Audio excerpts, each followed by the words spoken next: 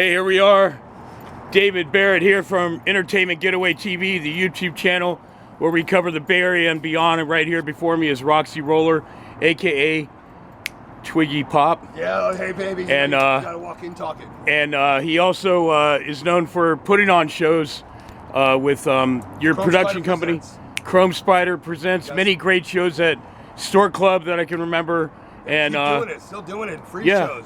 We make sure they're free, and well, I don't make sure that there's not enough money to go around, people. We know this, so like, if you don't do it for the love of it, don't do it, man. It's like, cause it's a lot better with love. Definitely, and back in the day, I filmed his band, Luca Brasi. Since then, he's got Swamp Thing. He's got Jungle XOX, Cats too. What else? Liquid Sky, Black Liquid Crow King, Sky, which is a Nick Cave tribute band, and also Jungle Cats too. So I'm staying busy, baby. What's the Nick Cave cover band? It's called Black Crow King. Okay. Because we do Wow. bar mitzvahs, weddings, funerals. Just already. A lot of other musicians love that guy. Why? What's your love for Nick Cave, man? Accolades from doing the Nick Cave thing. It's been really cool because, of course, it's daunting, right? Nick Cave is one of the most expressive, kind of magnetic people. It's so poetic, and to be able to do it, people said over the years I at least looked enough like him to do it. But I really loved his music, and I'm able to do it. It's like a dream come true. Like you kind of have this vision, and all of a sudden you manifest it. So we had one version 1.0. Now we're on 2.0. We're a 5-piece band, and people love it. People really like. Chicks dig it. Everybody loves it. Right on, man. Speaking of influences, what are some other ones that inspire you? I mean, I'm sure Iggy Pop's one of them, right? Iggy Pop is a big influence. And MC5 are one of the greatest rock and roll bands that ever lived. When they were on, you couldn't touch the Detroit, Rock City, so baby. on, dude, they kick your fucking ass. That's Kick Out the Jams. It was like a challenge to other bands. I don't think we're in a competition, but maybe in the '60s there were so many great bands that they felt this kind of need to like want to be like so great. Because like you had Hendrix, you had Cream, you had like Sabbath, Zeppelin, The Who. It was insane. Like we would die for just one of those bands to be around right now. Speaking of MC5, I filmed a tribute act at Haight Street Fair recently. Right. And MC5 tribute. I'm all yeah, over that, and that was at Haight Street Fair, and some local musicians around here. What did you think of you know, that supergroup kind of tribute to Wayne Kramer? The I you did know, see some of that with Dave Vanian and is that what is the guy from Soundgarden, guitar player, from and Billy from Faith No More, Billy Gould, I think really he was cool. in I on like it. supergroups here locally. Cause like that's kind of cool when you get a lot of these veterans are still around, man. The Bay Area is a phenomenon happening right now. There's not more punk rockers in a closer vicinity that actually go on almost every weekend and see punk shows. Yeah. They're free. Everybody's hanging out, drinking, and doing what they did at 20, but now they're 60. Oh, come to think of it, speaking of locals, we remember you playing for MC Meat Hook and the Vital Organs. The Meat Hook and the Vital Organs. Yeah. Well, that's one of the great teamwork collaborations of my career. Me and Lance took over, man. It was mad when it was on, and I was enjoying. I think that was him at his peak too, man. To be honest with you. You know, hey, he's still great and does his thing, but there was an excitement at those early Meat Hook shows. We were dangerous, man. People got hurt. He just played with verbal abuse at Soundwave. I think that was last week. So. To compare the two eras, I think we were the definitive Vital Organs with, you know, with Sierra and even Dylan joining in. We were really just, it was being a gang. It was a 24/7 job and a gang. We were a gang. We hung out every day for the first couple of years, and I was happy to be a part of it. And like, me and Evan love each other too. It's just different. So speaking of different, you only have like a rhythm section for Swamp Thing. Yeah. How did that come about, and to keep it at drums and bass and vocals, right? Because we just really kind of especially at first, you know, relationships evolve. We all know this thing. Like, you know, you have that honeymoon period. So we were there, but you know, we really just kind of got along really well. And so it was gritty, and we were able to do it like with 2-piece bands. And I honestly think these days, like really big bands, it's too much for people. It still sounds full, and I've seen it. Yeah, so we just times. digging on each other. We thought it was kept things simple, that we didn't have to like. Once there's 3, there's a polarization in bands. I'm not trying to get too deep into psychology, but it's just 2 of you in there. You actually can accomplish a lot, and there's a lot less complications.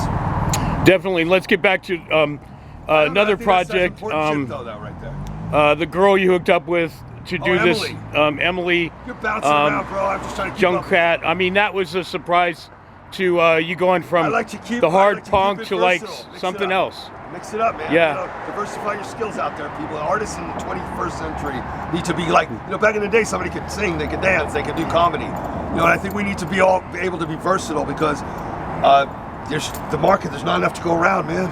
Definitely. You know what I'm saying? So I did Emily. I met her. We kind of were like, we dug each other, and it was kind of I was doing all the drum programming, and it's just and my wife was just like, that showed a really different side of you, and people really respect that. I just do whatever. I just want to play music. I want to do shows. For sure, man, and some great memories for Luca Brasi taking it back.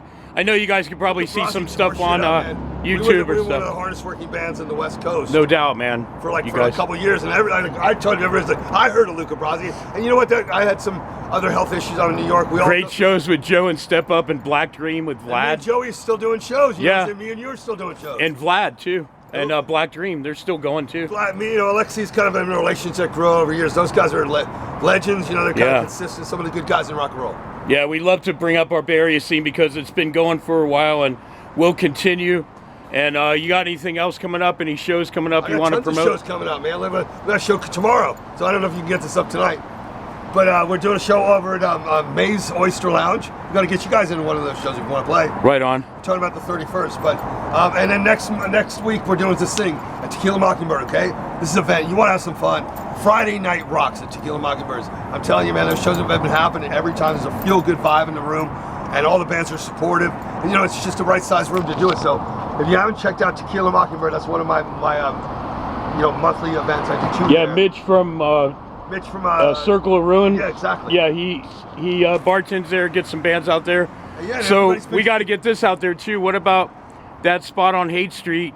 Michael Xavier, the guy who runs Haight Street, reminded me Robert from the Clarences that played there. And so this is something called Haight Street Sessions.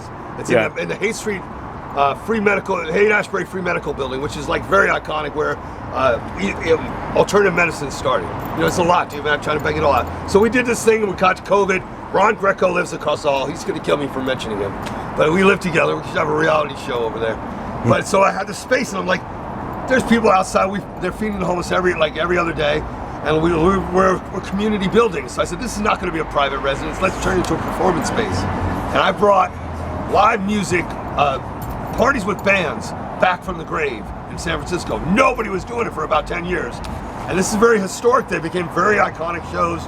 And we kind of had our peak with it, but we're still doing it. So if anybody wants to come play Haight Street in a historic building and have a very intimate setting, like we've got a very supportive crowd. Galaxy Chamber comes, a bunch of people come over. Oh, there's a name I haven't heard in a while. Yeah, I was going to ask you, did you bring back from the dead? Galaxy Chamber's been doing it forever. I actually did bring Galaxy Chamber back from the dead. Wow. And we're not playing together anymore. And I did a lot to be the diplomat and bring the sides back together. And they did one show at Bottom of the Hill, but we have a band called Liquid Sky with them. And it's an improvisational kind of freestyle thing, and Nick and Crystal both sing. And then me and Evan and a couple people, Jennifer Glee, and we fucking rock out. We had a lot of guest stars with that. It's kind of like Pig Face San Francisco style. Yeah, I was going to ask what you would describe that as, but it's a little more psychedelic, but they do. Pig Face is all industrial. That's what I was trying to. I did want to do. You didn't want to say some of my influences. We haven't gotten that. You got enough time for that. Definitely want to hear that. So for me, one of the big guys who changed everything for me was T-Rex, Mark Bolan. I looked at my dad and I looked at him and I was like, I want to be like this dude. Yeah. He was fucking cool. I loved his just aura and the glam rock. I'm a glam kid. I came up. They were larger than life. Kiss and Sweet and a lot of other bands. New York Dolls. Yeah. Are huge with me. And Tim FDM. NS is one of my biggest influences as a human being, as an artist. And there's a little NS in everything I do. So NS, if you how about when him and Gunter went to do Slick Idiot? I know you know about that. I love all that shit. Man. So they were a big band. And Sasha didn't want those guys anymore. Spawn Ranch, I love, but they're not in it. Spawn Ranch, I remember them. They're really cool. And I guess when my most recent stuff, go out and check out some early 80s cold wave from Europe. It's some of my favorite music. So if you haven't checked it out, this is a Roxy Roller recommendation. Go check out some cold wave. It's really innovative and exciting and intriguing to me. Right on. And then just let people know where they can hear some music, your Facebook, your YouTube. SoundCloud. I mostly check Roxy.roller, I think /35. It's in there. Roxy Roller 35. You'll come up with it. It's easy to find. Chrome Spider presents Roxy Roller. We don't have a lot of music up online, and we're about to change that. So if you keep with it, I think we'll go Reverb Nation SoundCloud. Look for Swamp Thing, as it's spelled. I also have a band with my wife called XOX. Me and Barbara have like an electro rock duo. That's fucking exciting. Some people like that the most. I got Jungle Cats too. Liquid Sky, and I'm also doing, what's the last band? That swap thing in that wall. Yeah. Are you originally a New York guy?